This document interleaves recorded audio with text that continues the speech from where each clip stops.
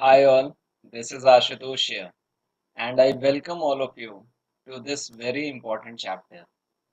Supply and demand zones एक retail participant के लिए समझना बहुत ज़रूरी है। इसीलिए ये चैप्टर हम सभी के लिए बहुत इम्पोर्टेंट रोल प्ले करने वाला है। So let's start the learning. ये एक चार्ट है, प्राइस ऊपर और नीचे जा रहा है, and then if you notice there are two zones which have been marked. एक ये वाला फर्स्ट जोन और एक नीचे ये वाला जोन। प्राइस जब फर्स्ट अटेम्प्ट में यहाँ पे जा रहा है तो you might be noticing that ये इस जोन से लड़के वापस की तरफ आ जा रहा है, और यहाँ पे when it is going once again when it is going to this zone, ये यहाँ से फिर से लड़के इस जोन से वापस आ जा रहा है। now this zone is acting as a sort of resistance for the price। Price के लिए ये एक रेजिस्टेंस का काम कर रहा है। प्राइस इस जोन को तोड़ नहीं पा रहा है, ऊपर की तरफ ब्रेक करके ऊपर नहीं जा पा रहा है। सिमिलरली आप नीचे का ये जोन देखें, जब नीचे था तो प्राइस यहाँ पे आता है, इसे कुछ सपोर्ट मिलता है और ये यहाँ से फिर से ऊपर जाने लगता है।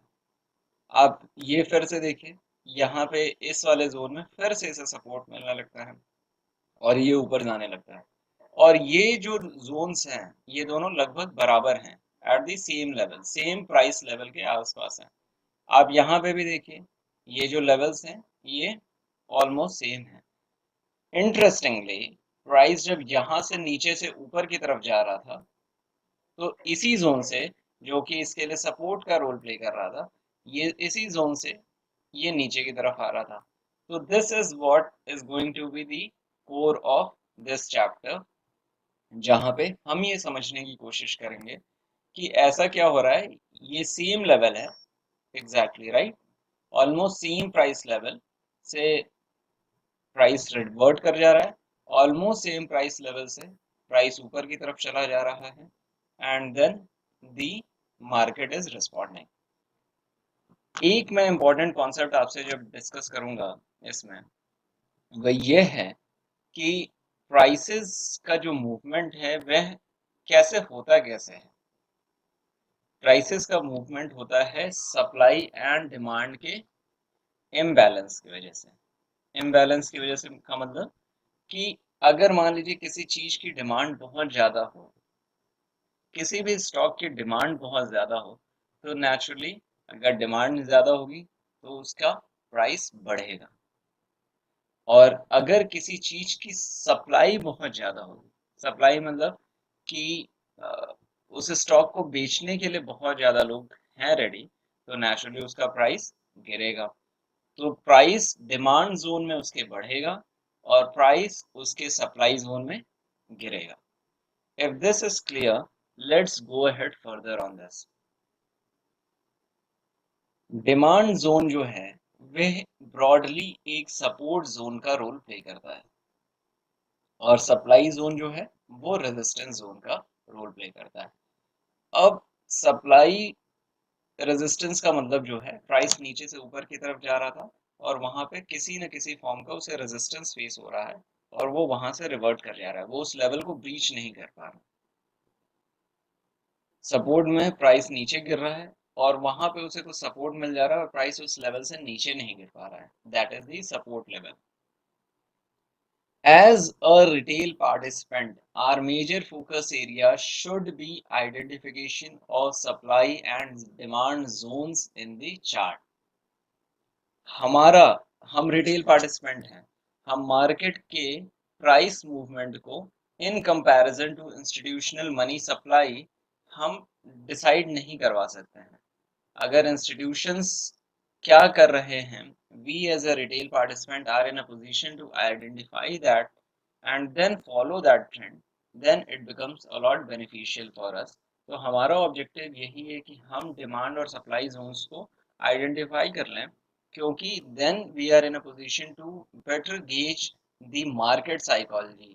बड़े इंस्टीट्यूशनल प्लेयर्स क्या कर रहे हैं उन प्राइस पॉइंट्स पे, we will be able to appreciate those better. So let's go to the chart to fully understand it once again. ये हमारा निफ्टी का चार्ट है and I've intentionally made it a little smaller in size, hence it is the candles are a little looking little thin.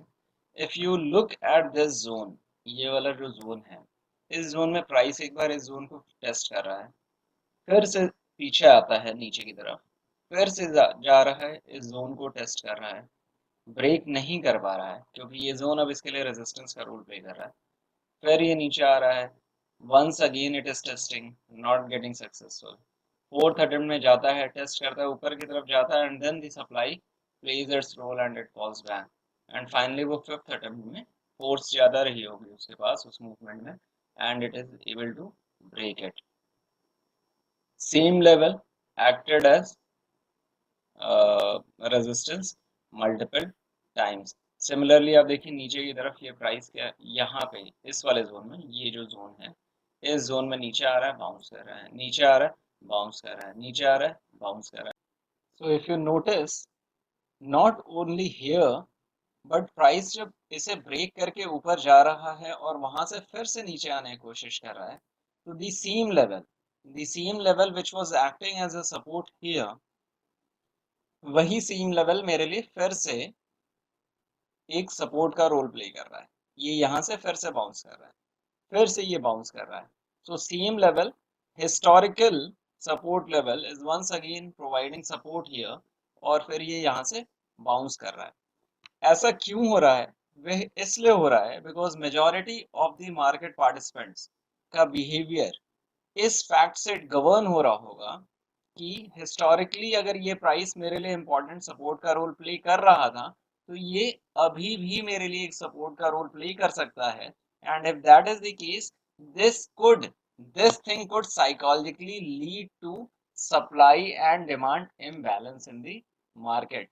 Historical हमारे support and resistance points जो हैं वो हमारे लिए रेफरेंस पॉइंट्स होते हैं और जो हमारे हिस्टोरिकल जिन प्राइस पॉइंट्स में हमें सपोर्ट पहले भी मिल चुका है वो हमारे लिए फिर से सपोर्ट का रोल प्ले कर सकते हैं.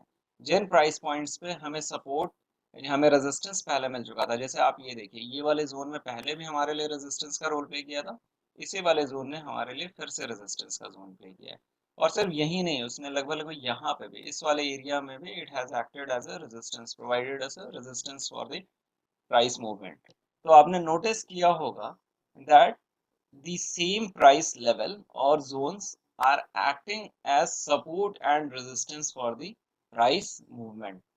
So for this chapter, I'm stopping myself here itself.